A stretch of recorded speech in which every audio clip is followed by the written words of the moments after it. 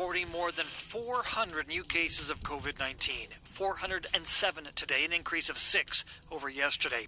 In a tweet, Provincial Health Minister Christine Elliott said over 70% were in people under the age of 40. The new cases are mostly in 3 hotspots, Ottawa, Toronto, and nearby Peel region. Elliott also said Ontario hit a new record for testing. 39,000 tests were completed yesterday. U.S. President Donald Trump is vowing to move ahead, quote, without delay in filling the vacancy on the bench of the U.S. Supreme Court. It was created with the death of Justice Ruth Bader Ginsburg. She died last night at the age of 87. Trump's intent to make an appointment before November's election, if possible, is reshaping the race for the White House. Katie Simpson has more. She just died? Wow. President Donald Trump had just finished holding an election campaign rally in Minnesota when reporters told him of Supreme Court Justice Ruth Bader Ginsburg's death. She's an amazing woman who led an amazing life.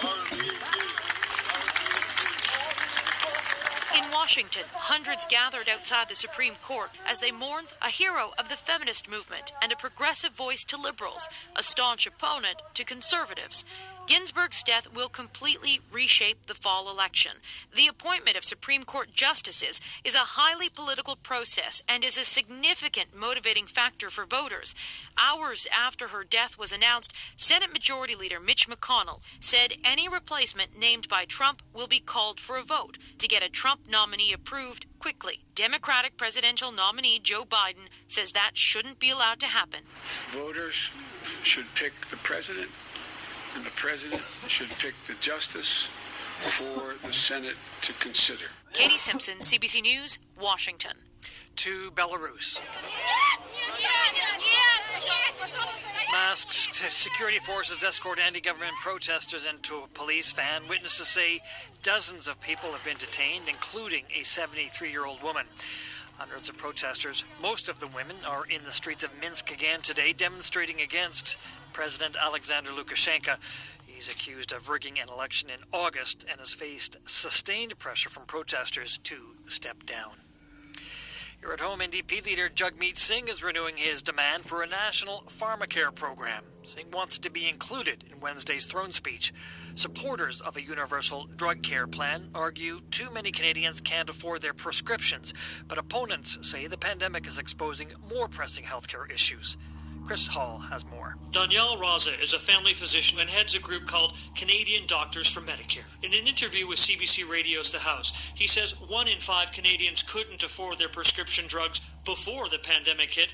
Raza says pharmacare is just the prescription. Canadians are ready for bold and transformative change, and this is the moment to make it happen. Pharmacare was already on the Liberals' to-do list from the last campaign. Healthcare is a provincial responsibility. Manitoba's Brian Pallister was one of 4 premiers in Ottawa Friday to demand billions more in federal healthcare money. But pharmacare is not his priority. If your foundation of your house is beginning to crumble, do you redecorate the second-floor sitting room? Danielle Raza believes the Trudeau government can do both on Wednesday when it sets out its prescription for a post-pandemic Canada. Chris Hall, CBC News, Ottawa. People in Atlantic Canada are preparing for the arrival of Hurricane Teddy. The storm is expected to make landfall on Tuesday or Wednesday. It's too early at this point to say exactly where, but forecasters are warning that flooding and power outages are likely. Meanwhile, a hurricane watch is in effect for the coastal regions of Texas. Tropical storm Beta is expected to become a hurricane tomorrow. It's been such a busy hurricane season, forecasters have run out of traditional names for the storms and are now using the Greek alphabet. That's your world this hour. For CBC News, I'm Pep Philpott.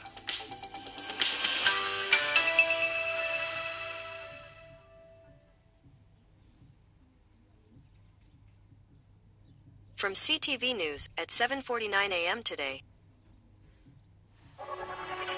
Hello, I'm Andrea Bain from the CTV Newsroom in Toronto. Here are the top stories. U.S. Supreme Court Justice Ruth Bader Ginsburg has died. A spokesperson for the court says the 87-year-old Ginsburg died of pancreatic cancer. U.S. President Donald Trump has issued a proclamation directing all flags at the White House and public buildings be flown at half-mast in her honor. And Conservative leader Erin O'Toole has tested positive for COVID-19. That news prompted Quebec Premier François Legault, who met with O'Toole earlier this week to announce he will also be tested. Black Quebecois leader Yves-François Blanchet has also tested positive for COVID-19. And public health officials are expressing concern about the rapid increase in cases of COVID-19.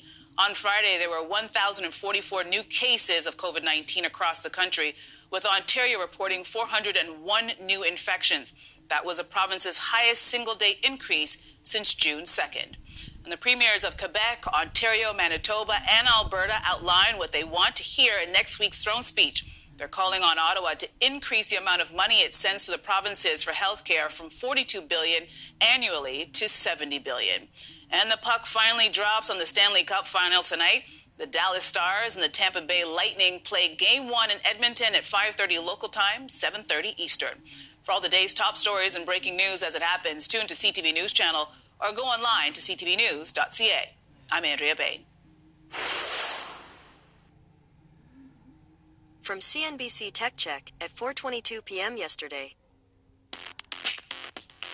I'm Aditi Roy, and here's your CNBC Tech Check. The Trump administration is cracking down on Chinese social media apps, saying it will ban U.S. business transactions with TikTok and WeChat. The announcement setting up two separate timeframes for WeChat and TikTok, with a full ban on WeChat scheduled to take effect Sunday. Starting that day, TikTok users will also be unable to download updates for the app.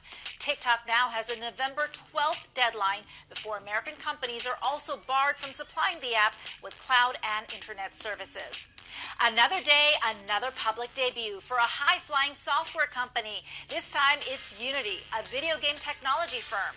Developers use the company's software tool to create interactive, real-time 2D and 3D graphics. Pokemon Go and Iron Man VR are just among the popular games that rely on Unity's software. The company priced shares at $52 a piece and began trading at $75 per share. That surge after the open boosted Unity's market cap to nearly $20 billion, more than half of the value of video game giant Electronic Arts. And Facebook is being sued for allegedly spying on Instagram users. The lawsuit follows reports in July that the app appears to access iPhone cameras even when they're not actively being used. Facebook blamed that on a bug, which it says generated false notifications. The suit, filed by an Instagram user based in New Jersey, claims the app's camera is intentionally designed to collect valuable user data. That's all from the West Coast. See you back here next week. From DW News Brief at 8 a.m. today.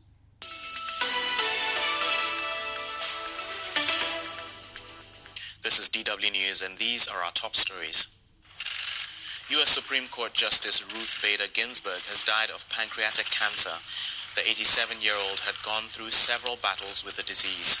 Ginsburg was seen as a defender of women's rights, a popular icon, and the leader of the court's liberal wing. Her death gives President Donald Trump the chance to increase the conservative majority on the court. How long? Pro-democracy protesters have gathered in Thailand to demand the Prime Minister's resignation and reforms to the monarchy. Tens of thousands have so far turned out for a weekend of rallies.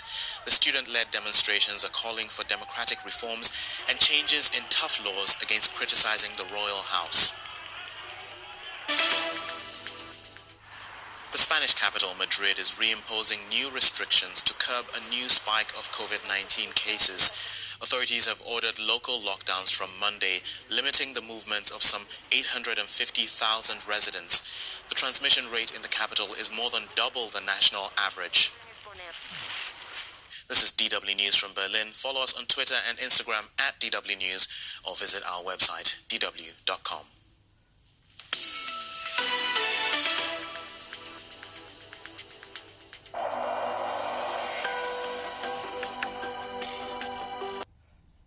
From Bloomberg First Word at 4:59 p.m. yesterday. I'm Mark Crumpton with Bloomberg's First Word News. The Atlantic's record-breaking hurricane season got an unusual change today. Forecasters have run out of traditional names and have begun to use the Greek alphabet to name storms. Tropical storm Wilfred and subtropical storm Alpha have formed in the eastern Atlantic Ocean. Forecasters say if Wilfred strengthens into a hurricane, it could close in on Texas just a week after Hurricane Sally unleashed floods across the Gulf Coast. And another more powerful system, Hurricane Teddy, is inching toward Bermuda. House Speaker Nancy Pelosi says the duration of the stopgap funding measure to keep the government open is still up in the air.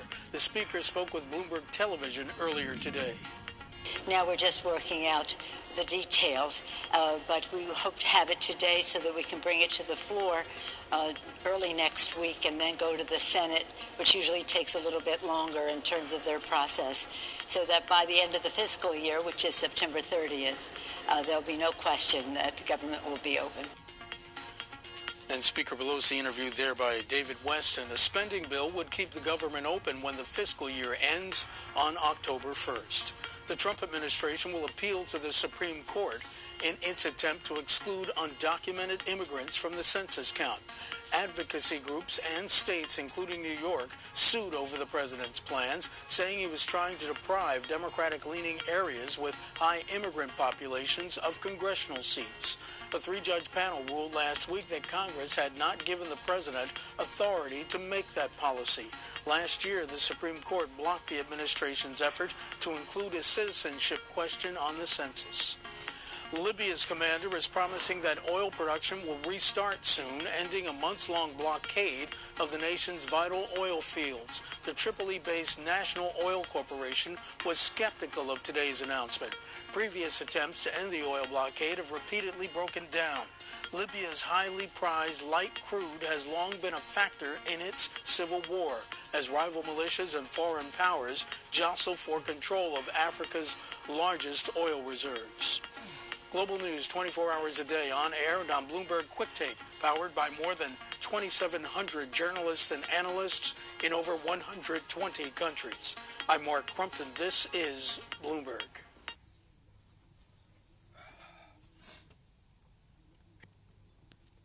Scoop. Jerry's around here somewhere. And this is stuff you should know.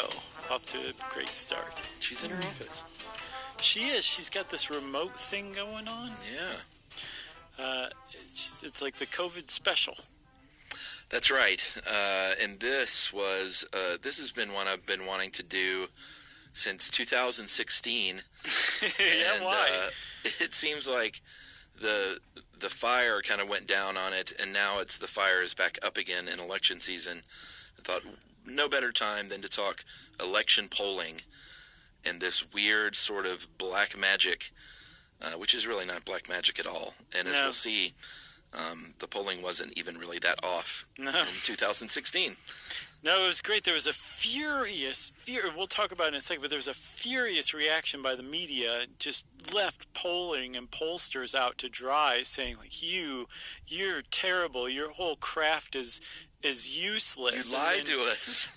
As the pollsters went back after election night on 2016, which, by the way, was a bit of a surprise to everybody involved. I think so, including the president. When the pollsters went back and looked at their stuff, they said, wait a minute, no, this is all fine. It was you guys, media. You screwed up. You don't know what polling is or what it does. Or how to talk about it, most importantly. Yeah, and then you, public, you have no idea what's going on. You just see some percentages and you automatically leap to some conclusions, and this is way off. So it's in part that the media was misrepresenting it. Some polls weren't very good, and then the public in general just needs to be a bit more educated on statistics to understand what they're hearing. And that's what we're here for. Because I took statistics 3 times in college, the same course. At Georgia? At Georgia. I took one of those classes. I hated it. Intro to Statistics, right? Yep, boy, I hated that class. The professor, finally, I walked up to her on the last day of the 3rd time, was like, please. And she bumped my D up to a C, and I never looked back. So, she'd say, you have a 1 in 4 chance, and you're like, but what does that mean? Right, what is 4?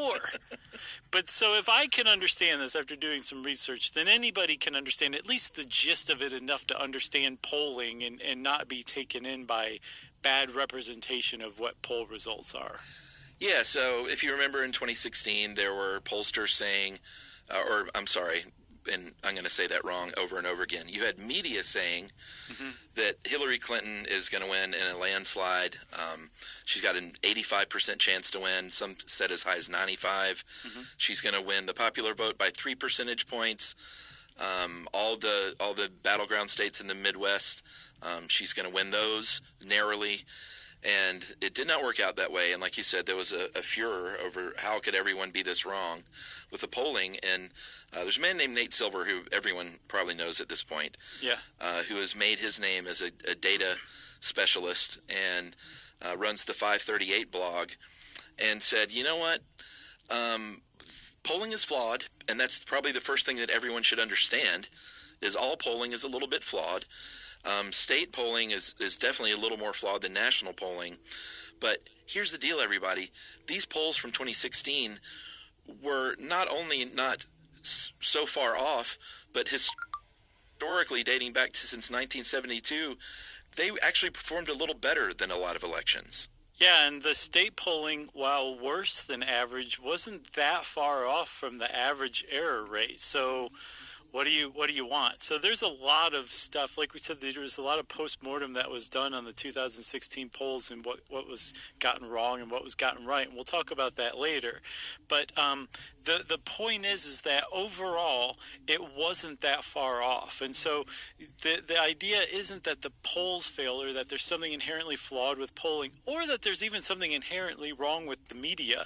Like I want to go on record here, especially in this climate. The media is not our enemy. Like any healthy democracy needs a vital, robust, independent media as free from bias as an objective to reality and good and justice as possible.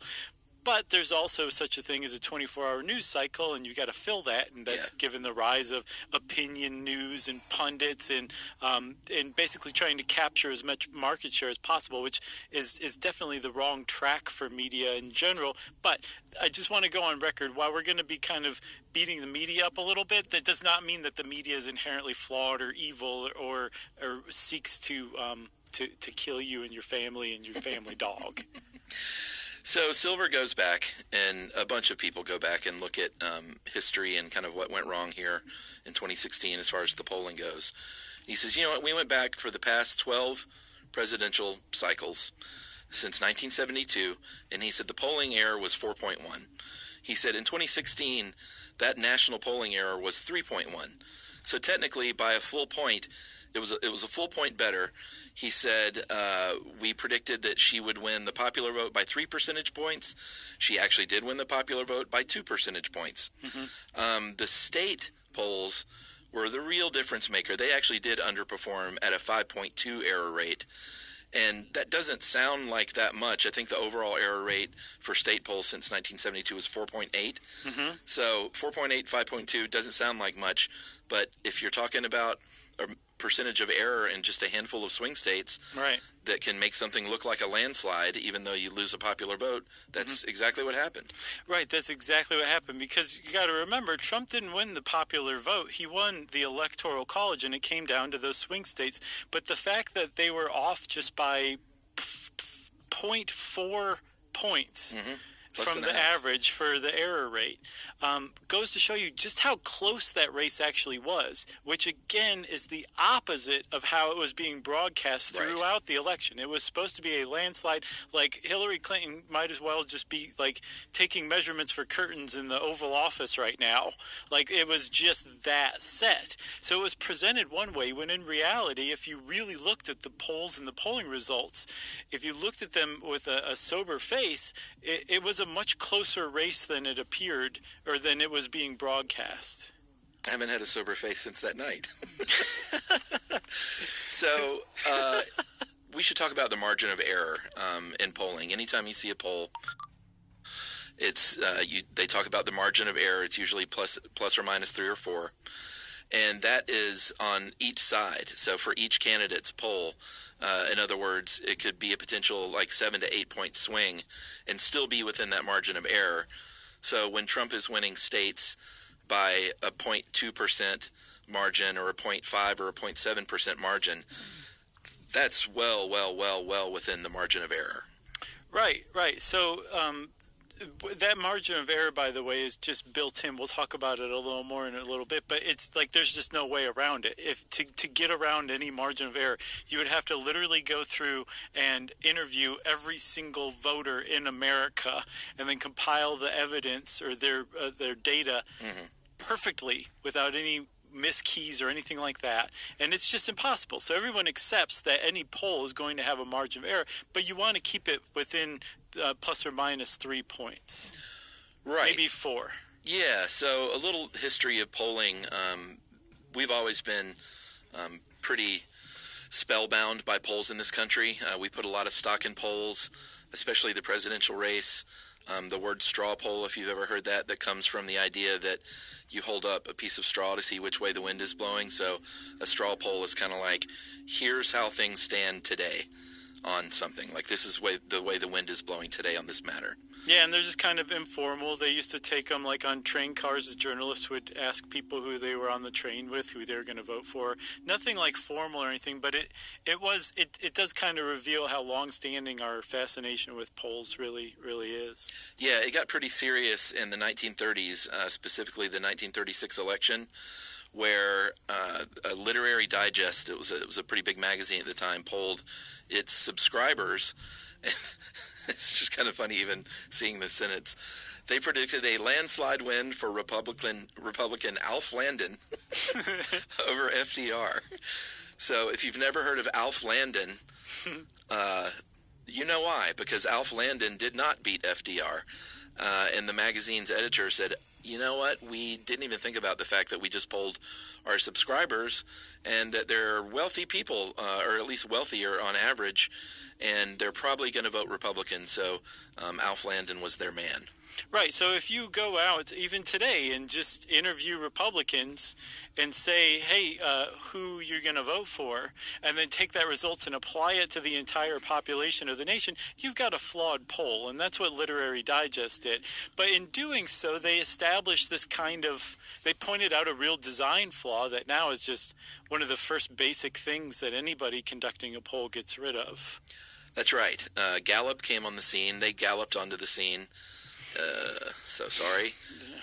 And they were one of the first big polling companies to say, all right, we got to get this right. We got to get a representation of all of America here. So we're going to send our people door to door. We're going to go to every zip code in America. And they did that from 1935 to 1984 and got basically within about 3 percentage points, doing a pretty good job. But it was really expensive. So in the 80s, in the mid-80s, they switched to calling people on the telephone. Much cheaper. Which I mean, that's still today. That is the gold standard, is for a human being to dial up another human being and ask them some questions. And we'll talk a little more about it. But what Gallup does and what Pew does and what a few others do is it's called randomized sampling or probability sampling, which is where you basically leave it to chance that any registered voter in America is going to get a phone call from you. So that what Gallup is doing and what Pew does is called randomized sampling or probability sampling, where any voter in America has an equal chance of receiving a phone call from Gallup or from Pew and being asked these questions. And it worked pretty well for a while when they moved from in person over to the phone, because they were still asking people questions and they could still get their answers and harass them, which is a big thing, as we'll see about this type of sampling. The problem is when people started to use caller ID, they stopped picking up the phone as much, and so the response rate went down dramatically. Yeah, so they would call people using random digit dialing, which is a computer system where it fed in an area code and then the first 3 digits and then randomly dialed the last 4. So you've got a pretty good start there on the random sampling. But even then, they said, you know what, women tend to answer the phone more than men. So to truly randomize it, whoever picks up the phone, we have to then follow up and say, we want to talk to the person in the house who's had the most recent birthday. Right. Further randomizing. I got kind of a laugh about this because I don't know that I've literally ever seen my father pick up a telephone in his life. Yeah. Or at least growing up, for the first 18 years of my life, I don't think I ever saw him answer the phone. It's all ham radio, huh? He wasn't into that, but just literally, not one time. He would just let it ring if no one was around, if my mom wasn't around to answer it. And granted, it was usually never for him. No one ever called to talk to him. But sure. I picked up on that, and my friends used to get really frustrated back before texting that I would just never answer my phone. And I always just thought it was an option. Like, when the phone rings, it doesn't mean you're obligated. It just means now you have an option. You can answer it or not. Well, technically, that's true. I mean, like, it depends. You don't have to answer the phone, but it depends on, who in your life could possibly be calling you. Well, I didn't think it was rude or anything. I just thought it was literally like, I'm going to hedge my bets here that one of my friends isn't stuck on the side of the road. Right. They can leave a message, and if they are, I'll go get them. So what you're talking about, Chuck, is what's called a non-response, and that's factored into the response rate, which with phone polling from 1980 until the 1990s, it was manageable. I think the response rate peaked at 36% in 1997, which was good. Not bad. Now it's down to like 9% because, like I said, people have caller ID, and if some unknown number is calling, you typically don't answer. And that actually affects things because there is a certain kind of person who answers the phone no matter what. And they are not like every single American, and that actually factors into the kind of poll you're conducting. Plus, also, you want like a certain amount of responses. I think out of a sample size, you want a minimum of 800 survey responses. And back in the day when you got a 36% response rate, meaning 36% of those people you called would answer the phone and go through all of the questions and answer them fully and complete the survey. Since it was down to 9%, you went from having to call between 2,000 and 2,500 people to up to 9,000 people now just to get 800 surveys completed. And that made the whole thing a lot more expensive. On the one hand, because it was expensive, it meant that there were fewer and fewer companies that could conduct these polls, which meant that the polls you were seeing were more and more legitimate. But on the other hand, it also usually decreased sample size a little bit because, as Gallup pointed out, like, you can kind of fiddle with the numbers a little bit with a smaller response rate and smaller sample size. Yeah, and it also led to robocalls because of expense, because of people not answering their phone as much. And those systems, I love how Dave Roos put it. He said they range from okay to terrible in how well they work, the online polls and these other new techniques. But I think we should take a break and then talk about what I found the very interesting way that they further randomize this thing from this point forward, right after this.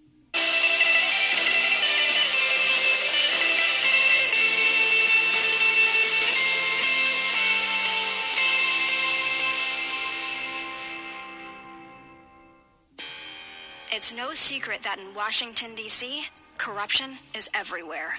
You could say it's gone viral, and I should know. My mom's the Speaker of the House. My name is James Parker. My friends are all in the same boat. Daughters of D. Hi, everybody. Holly Fry here. And for head to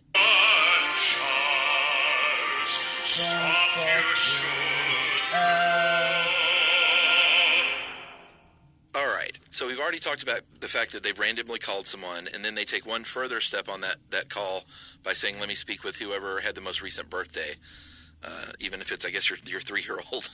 Right. And one other thing I kind of made mention to it that I have to interject, dude, like harassing people, like if you've been picked by this computer, if your phone number's been picked, they're going to keep calling you and calling you.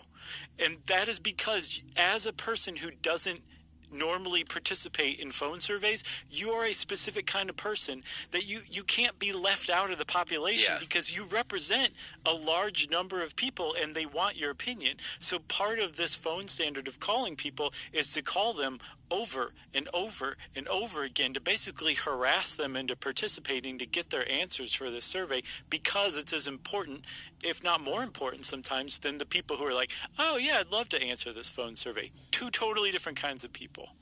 Yeah, absolutely. And I was totally kidding, by the way, to the listener when I said they will speak to a 3-year-old. They asked the most recent birthday of someone of voting age, obviously. Right. So then you've got a pretty decent random sampling to begin with, and then you have to start the process of weighting, which comes in a lot of different forms. If you want an example of like a really good political poll, it's going to be paid for by a neutral source. It's not going to be like, a CNN poll or a Fox News poll or a super PAC or anything like that. You're going to have a random sample of the public, which we just talked about. You're going to be dialing cell phones and landlines these days. That's a big one. Also, they'll ask you if you have a cell phone and a landline, and if you say, yes, I have both, they're going to adjust your response based on the fact that you had a higher chance of being selected because you have two numbers that the computer could have picked. Right, and another thing is, like you mentioned, they're going to keep calling you. The best ones use live interviewers still. And then what they want to do, and this last one is really important, is they're going to try and improve the accuracy of the results by weighting the response to match. What they want to do is just match a real-world demographic, age, race, your income level, your education level, and all of that stuff is factored in, and all this stuff is weighed out because, we'll talk about it, but, there are many different kinds of Americans, and if you want a really good sampling of different kinds of Americans, you're going to, like you said, have to fidget with the numbers to make it a true representative population. Right. So because even if you just get it exactly right demographically and weighted, which, like you said, we'll talk about some more in a second, you still have that margin of error. And again, that's that, 52% plus or minus 3 points. And that means that it could be 55% or it could be 49%. They don't know. But somewhere between that, most of your answers are going to be, the correct answer is somewhere in there. That's what that means with that margin of error. And the reason that that's built in is because it is basically impossible to perfectly represent the larger population through random sampling. You're just not going to pick everybody correctly just by the fact that it's random and it's a sample. Yeah, and that's important because that's why you hear so much hay being made over a double-digit lead in a poll, which Biden had sort of semi-recently. I know it's gotten a lot tighter since then, but when Biden was up by, I think, like 10 percentage points, people were flipping out because, like we said, it's plus or minus 4 for each candidate. So that's a total of 8. And so basically the press started screaming like, he's outside of the margin of error, everybody. Like nothing can beat him. Right, yeah. But now things are back within that margin. I saw on PBS NewsHour, they interview Mark Shields and David Brooks. Brooks is a New York Times columnist, and I think Mark Shields is an independent columnist. And one of them actually said, and this is in July, America has clearly made up its mind on who's going to be the next president. And I was like, this is July. Did you not learn anything from 2016? I couldn't believe that those words came out of their mouth. And they said it so matter-of-factly. Yeah, it's irresponsible. And there's been studies about this, too, that have suggested that words like that polls that say 99% chance of winning, that this kind of stuff actually has a negative impact on the leader because it makes people think, well, I don't need to go out and vote. Everybody else is going to go vote. And the turnout might be lower than otherwise. There's also people there's people who dispute that. They say, yes, it makes sense intuitively and anecdotally, but we've yet to actually see genuine data that says clearly that this has this effect. But it's something that's still being studied right now, whether it actually does or not. Well, and I also saw an article the other day about the quote-unquote silent majority, and that another reason those polls were so wrong back then, and they're saying are probably wrong now, is because they say that there's a substantial block of voters who very privately and secretly vote for Trump. Yeah, the term for them among pollsters is shy Trump voters. Yeah, they won't admit that they're going to vote for Trump, but they're going to vote for Trump, and that affects polls. I saw that that's actually not been proven to actually exist. But I think it was there's a really great Pew article. If this stuff is speaking to you at all, go check out Pew's Key Things to Know About Election Polling in the U.S., and it has a bunch of great links that you should follow in there. And there's also Sciline, They have surveys and polling, which is a guide for journalists to polling, but I found out you don't actually have to be a journalist to read it online. So if you want to go check those out, they have some great, like just some breakdowns of some of the stuff we're talking about, but also about how to read polls and what to trust and look for in general. And a little known fact, Pew was actually originally called Pew Pew until 1976 when Star Wars came out. And they were like, we got to change our name now, guys. Yeah. Can't do it. Man, it is Dad-O-Rama today with you, huh? So, back to the weighting thing. And by the way, we should mention that Gallup said if they wanted to increase that sample size and actually get the margin of error down to like plus or minus 2, that they could do that, but that would be like a literal 100% increase in the cost. Right. So, like, everyone just please live with plus or minus 3 or 4 points. Yeah, and everybody generally does. And Dave uses this really good example. Dave Roos helped us out with this, and he said this margin of error is best understood where if you selected 100 marbles, there's a jar of 500 red and 500 blue marbles, and you pick out 100 of them, you might pick out 50 of each one time. And then wait, 500? What? You said 500 marbles? Oh, no, I'm sorry, 1,000 marbles. I've lost my marbles. 1,000? Yes, there's 1,000 marbles, okay? And 500 are red and 500 are blue. Your task, Chuck, is to pick out 100. So you go to the trouble of picking out 100, 50 are red, 50 are blue. And I say, do it again. And this time it's 47 and 53. And you keep saying, again. Right. And I smack my writing crop on the desk that you're sitting at. And I do it 100 times. And you get super turned on. Yeah, I do it 100 times because dear leader told me to. Right. And at the end, you get a little bell curve and basically a plus or minus 4. Right. So, yeah, almost all of them, this is what's a 95% confidence interval, almost all of them are going to fall in that bell curve. There's going to be some outliers. There's going to be that one time where it was just absolutely insane. You actually picked 100 red marbles randomly blindfolded from this jar.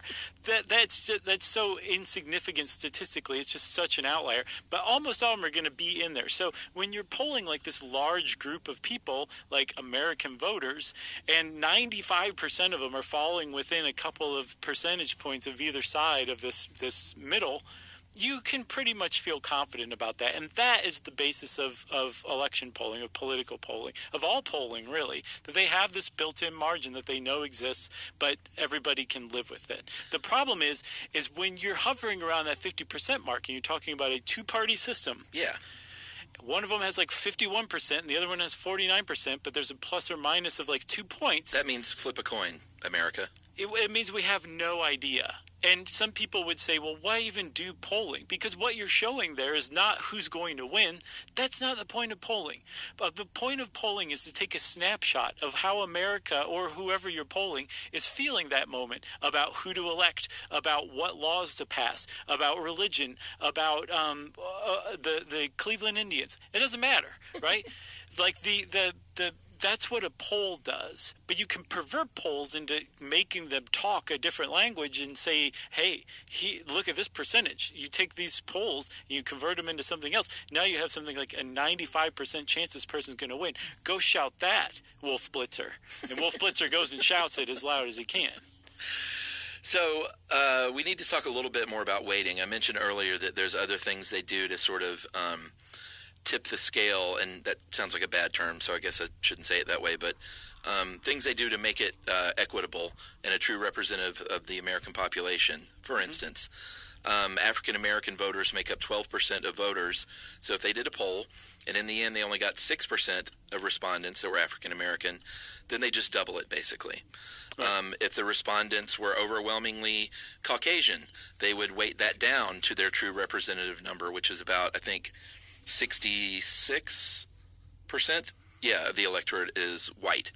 And if 80% of white people respond, or 80% of the people that respond are white, then they're going to kick that down. And again, this is just adjusting the poll to the proper weight so you have a really legitimate snapshot. And, you know, if it sounds crazy that they're using 1,000 people's responses and drawing that out to the size of the voting population of America, it is, but if you're a statistician, it isn't. You know what I mean? it reliably works as long as you present it with plus or minus this margin of error. It sounds crazy as just an average Joe on the street. It does. To be like, they ask 1,000 people and we're supposed to know and extrapolate that. And a statistician who are number wonks and data wonks would say, yeah, that's exactly what that means. Shut up. That's really all you need. But it really is a testimony to the power of those statistics and that data and the analysis of them. Yeah, weighting's really important. It goes far beyond just like age, political party. I think Gallup uses 8 different variables. The New York Times Siena College poll uses 10, and they include things like marital status and home ownership. Pew uses 12 variables.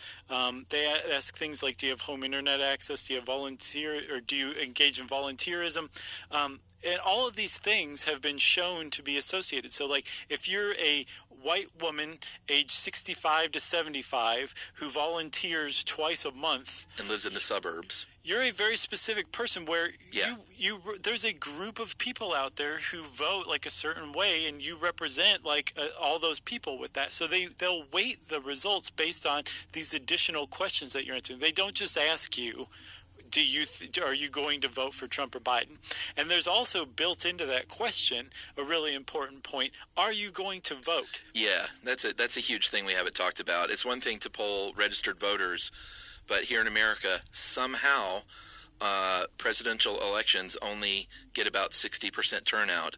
That's still nuts, man. Which is shameful and crazy. But that's another podcast. But so most of the really, really good polls drill down, and to get a real good representation of what might actually happen, they try to drill down to whether or not you're most likely to actually vote. Right. Because who cares what your opinion is if you're not going to vote?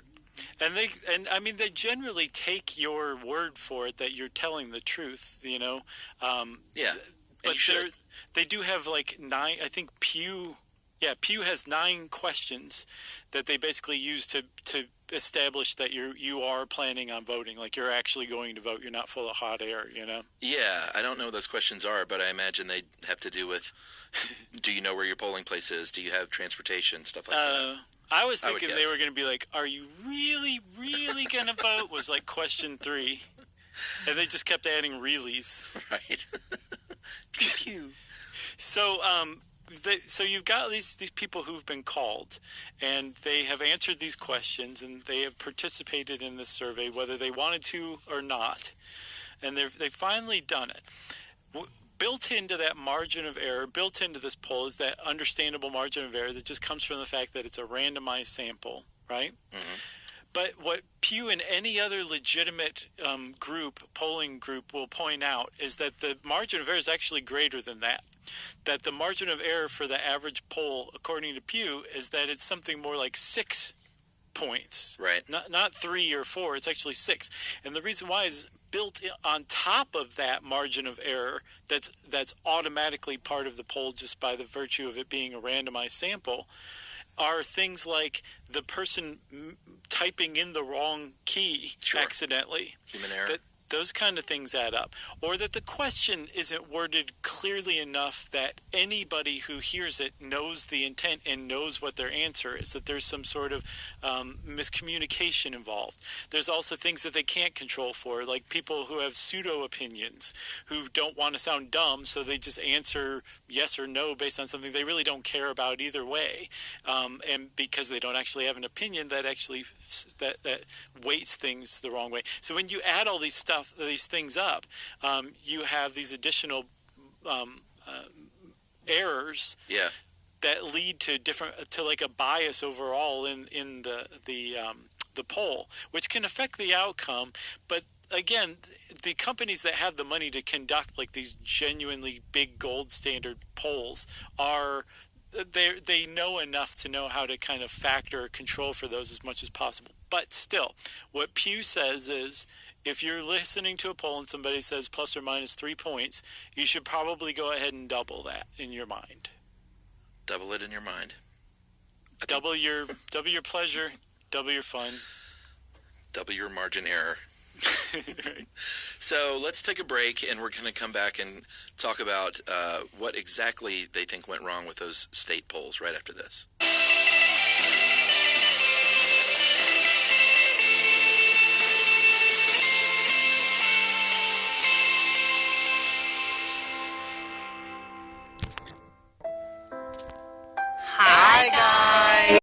since then, because they were already statistical wonks. But when something like this happens, they really sort of get worked into a dander and have to get to the bottom of it. I mean, people were calling for the end of polling. They just said it was a failed profession, basically. And Pew was like, I'm getting rich off this, man. Yeah. We can't end polling. Jimmy Pew was like, stop talking like that. So what happened in 2016 is, they think, is that a lot of non-educated white people came out in big, big numbers for Donald Trump. And that was a sort of a new, not a new factor because they had always talked about college education, but a new factor in how outsized of a factor that was. It had never been that outsized. And so all these state pollsters, they didn't weight it, and they didn't adjust their polls to reflect this fact that college-educated people are more likely going to respond to these surveys. So their polls were just off. Yeah, and they knew that college-educated people were more likely to respond to the surveys. That wasn't news to them. What caught them sleeping was that they had not picked up on the fact that this group of people, non-college educated white voters, were going to go to the polls in numbers like never before, and that they were going to vote for Trump. They did not pick up on that. That was brand new. Like, that didn't exist before. Trump basically brought up a new electorate that helped get him elected, especially in battleground states like Wisconsin and Michigan, in Indiana. Although I think Indiana he was a shoo-in because of Pence. But this group of voters that did not exist, or this line between college-educated and non-college-educated white voters, that partisan gulf hadn't existed before Election Day. The pollsters didn't pick up on it, and so they didn't weight those responses because they'd never had to weight the responses before based on college education. Yeah, so suburbs, exurbs, and especially the rural vote counted like it had never counted before, which is obviously why you see what's going on right now, like a very hard push by the Trump campaign to get these same people out again, in the way that they do that. That's the nicest way I can put it. It genuinely is. So, so the idea that this was already kind of a closer race than was being broadcast, that these electoral, huge electoral battleground states that got flipped, that was basically the reason that Trump was able to take the Electoral College.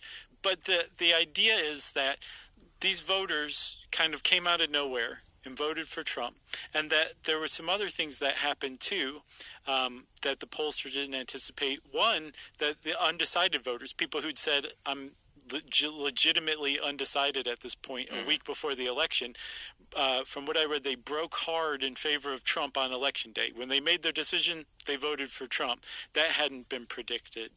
That was another big one. And then one of the other things, too, is that the polls were just doing what polls do, which is sometimes they're right, sometimes they're wrong. Polls gonna poll.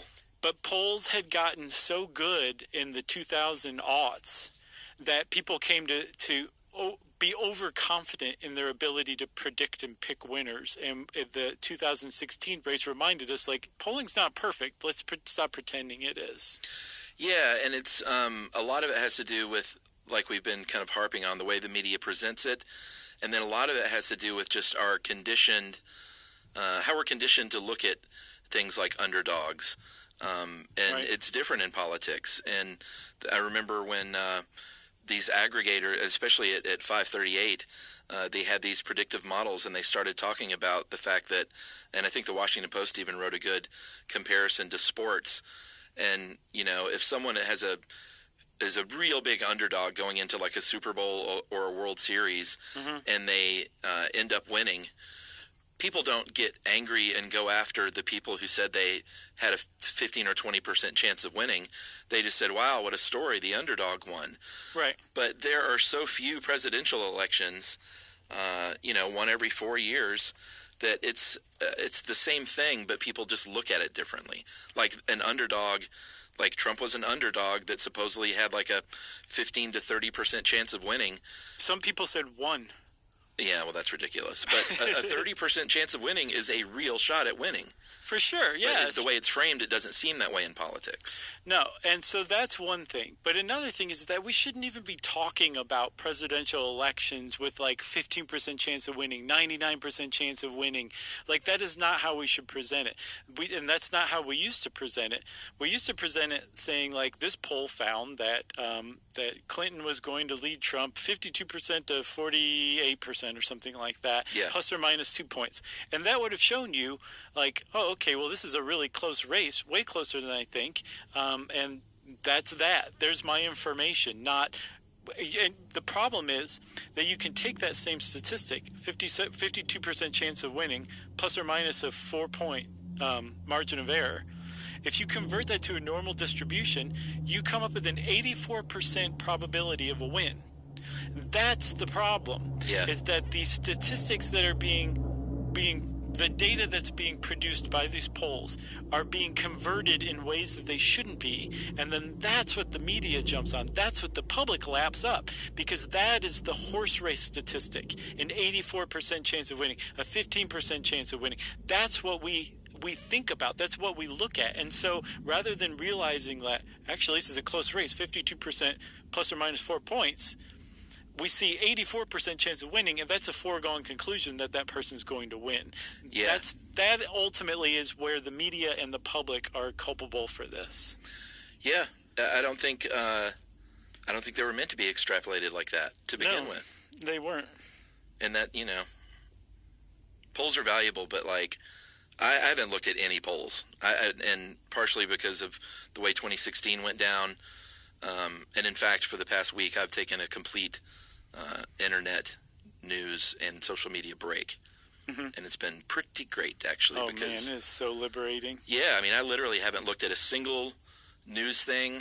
I very sadly found out that Chadwick Boseman passed away like 3 days afterward. Oh, wow. Like, that's how dark I've gone in not looking at the internet unless it's something that brings me joy, which is to say, old Led Zeppelin and Van Halen YouTube videos. I was looking up classic Mad Magazine covers of the 80s the other day. That's all I've been doing is if it doesn't bring me joy on the internet, I'm not doing it. That's good. And, I got to break that soon because I do think you should be active and involved in the know. But but taking a break fairly regularly is definitely mentally healthy for sure. But that aside, I'm not looking at any polls. I don't care what any poll says. Well, see, so I was thinking very similar stuff too, and what's the point of polls? I don't know.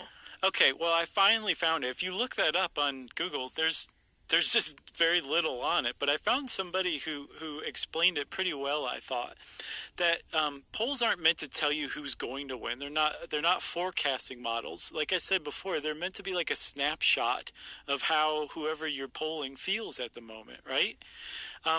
And in doing that, because you are sampling American people, and these are independent news organizations typically who are carrying out these polls, you get to tell everybody else how America's feeling, rather than the leaders saying, I'll decide how you're feeling. I can decide what you want and what you need and what you think is important.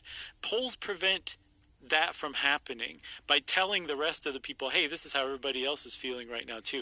And in some ways it is kind of sheepleish, where the idea is like, is that supposed to sway my opinion that everybody's going to vote for this person and not for that person? That should have no bearing or impact on your vote. Yeah, totally. And it feels like that's how polls are used sometimes. But if you step back and look and see that they're actually kind of an important part of sharing what other people are thinking, rather than being told what we're thinking or what to think, then they actually are pretty legitimate in that sense. Yeah, well, I say take your polls and sit on it. Well, one more thing, we cannot talk about polling and not talk about internet polling real quick. This is a completely different style of polling than's ever been done before. Rather than a randomized sample, you actually just say, hey, you want to take the survey, and people click it. So it's called opt-in surveying. Yeah. And very specific kinds of people take surveys on purpose on the internet. So they really are because they're new, they're really now figuring out how to weight these things or not, and how to use them, because they can produce legitimate data, but it depends on who's conducting the poll, how if they know what they're doing, that kind of stuff. But just like everything else, the moving things online is democratized polling, and so anybody can conduct a poll now and basically enter the news cycle. That's how Kid Rock almost became a senator in Michigan for a second there. But so on the one hand, it's good, but it's also, we're in a big period of disruption as far as polling is concerned. So for you, the polling consumer, either go like Chuck and just stop listening to polls altogether, or look for things like transparency. Do you recognize the company or the name that produced the poll? Are they sharing their data, like how the questions exactly were worded, what their population size was, how they weighted it, all this stuff? If all that stuff is included, you can probably trust the poll. And then beyond that, just remember what you're looking at, that this isn't a predictor of who's going to win. It was a snapshot for a very brief moment of a very specific sample of America to show how people would vote right then. And it was right then, too. This is not Election Day we're talking about. Yeah, and I want to be clear. I'm not poo-pooing polls. I just they're valid and useful, but I just don't care to look at them right now. I understand. Yeah, that's my jam. Well, you got anything else about polls? Nothing else about polls. Well, if you want to know about polls, start looking around and go check out Pew's stuff and Sideline stuff and all that stuff. And since I said stuff 3 times, here comes Rumpelstiltskin. Or Candyman. So, oh, guys, we did it. We listened to a whole episode of, well, today Explain wasn't available, so we did Stuff You Should Know. We listened to the news and our yoga. All we need now is an affirmation. Wait, we did it all while high. That was the main part. All we need now is an affirmation. To go work out or not to go work out. Noodle, don't noodle. You're too worried about what once was and not what will be. However, there's a saying. Yesterday is history. Tomorrow's a mystery. But today is a gift. That's why they call it present. Guys, thank you so much for joining. Kenzie, nice to see y'all. And I'll talk to you. I'll talk to the rest of you later.